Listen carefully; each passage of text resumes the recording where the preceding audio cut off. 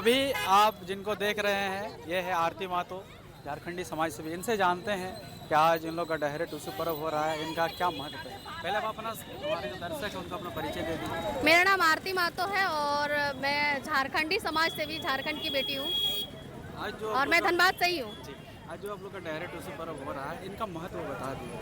क्या महत्व? इसका महत्व है, हम लोग का जो फसल होता है उसको हम लोग थैंक यू बोलते हैं, बस इसका महत्व यही है। और ये जो है इनका शुरुआत कब होता है और ये समापन कब होता है? संक्रांति में शुरू है ना।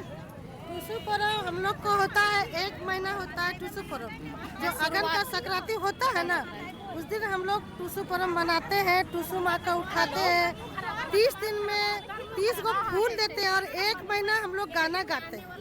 अभी हम लोग गा ही रहे और 30 संक्रांति के दिन हम लोग विसर्जन करेंगे टूसू माँ का। और समापन हो जाता है। हाँ, और भी है, हम सभी से जानेंगे एक एक करके ये टूसू पर्व। अभी हम लोग पहुंचे हैं सारेडला के या शिव मंदिर से। आज यहाँ से डहरे टूसू पर्व का जो एक भव्य आयोजन किया गया है, यहाँ से हर साल की तरह इस साल भी झांकी या रैली बोल सकते निकाला गया है। अभी हम जानते हैं, तो बताइए इस टूसू पर्व का जो है इसका महत्व क्या है।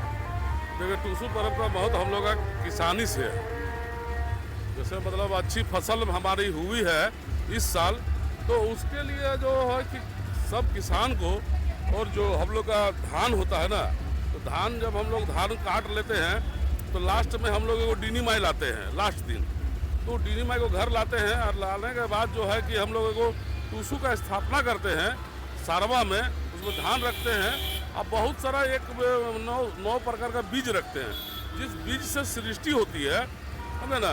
तो हम लोग का जो है कि टूसू पर्व का महत्व उस दिन शुरू होता है और वो टूसू पर्व का लास्ट हम लोग का मकर संक्रांति के दिन होता है। तो हम लोग जब टूसू का स्थापना करते हैं, तो स्थापना करने के बाद प्रत्येक दिन शाम को 9 युवतियाँ और या महिलाएं, उसमें पुरुष भी मिला होता है, और सारे लोग गाना उना गाते हैं, टूसू का गाना गाते हैं और उसको धन्यवाद देते हैं उस खेत को, उस धान को, उस बीज को जिससे सृष्टि होती है। क्योंकि किसानी परंपरा हम लोग का ये मानभूम जिला जिसको बोलते थे, तो हम लोग इधर टूसू पर्व का चलन इधर मानभूम जिला में है, जंगल महल मानभूम इधर है। तो यहाँ पर जो है कि उसको धान को और बीज को धन्यवाद देते हैं कि भाई आप मेरे यहाँ आए हैं और हमारा इतना बढ़िया फसल हुआ। दैट मीन्स जैसे हम लोग घर में बच्चा होता है, मान लड़का हुआ तो उसका वंश बाप के नाम पर होता है, बेटी होती है तो बेटी तो किसी दूसरे का घर का वंश बढ़ाती है। तो बीज को हम लोग अपना बेटा मानते हैं और बेटी भी मानते हैं।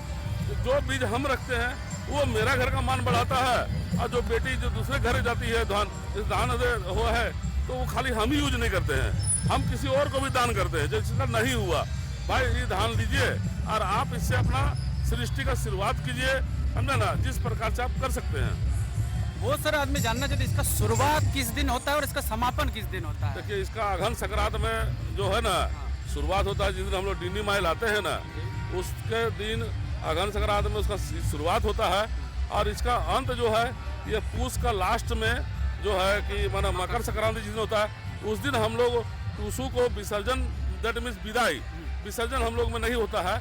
हम लोग विदाई उनको देते हैं बहता पानी में, जैसे कोई नदी है, जोड़िया है, वहाँ तालाब में नहीं, बहता पानी में उसको ले जाके हम लोग टूसू को विसर्जन इसलिए विसर्जन करते हैं। वहाँ पर हम लोग ले जाके कि विदाई देते हैं कि वो जो हम विदाई किए किसी प्रदेश में, किसी देश में, वहाँ पर हो सकता है कि ये चीज़ बने नहीं है, जहाँ सृष्टि का नेतृत्व करता नहीं है, तो वो जो हम दिए वो जाके वहाँ पर जाके वो सृष्टि करता वहाँ का बने, समझे ना। बीज होता है, समझे ना, बीज का ही पूजा है ये। अब पुण्य किसानी है, इसमें कोई राजा महाराजा का कोई रोल नहीं है। तो ये आप सुने कि जो टूसू का महत्व है और कब इनका शुरुआत होता है और कब समापन पत्र होता है। यहाँ पे और भी बहुत सारे आदमी आए हैं, हम सबसे जानते हैं। कहाँ से आए हैं आप?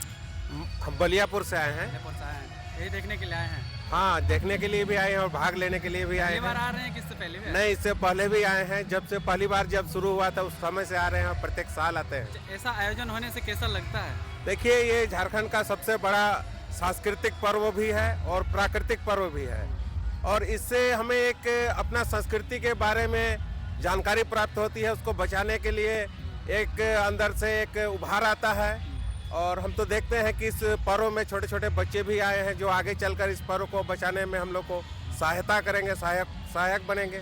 आगे आने वाले जो युवा पीढ़ी है, अभी तो जैसे युवा पीढ़ी तो मतलब जैसे अभी जो डिजिटल जमाना हो गया, तो उनको क्या संदेश देना चाहेंगे? संदेश यही है कि देखिए, आप आधुनिकता के साथ साथ अपनी जो पौराणिकता है उनको भी ना भूलें, उनको भी मेंटेन करते चले, क्योंकि स्वामी विवेकानंद ने भी कहा था कि प्रकृति की ओर लौटो।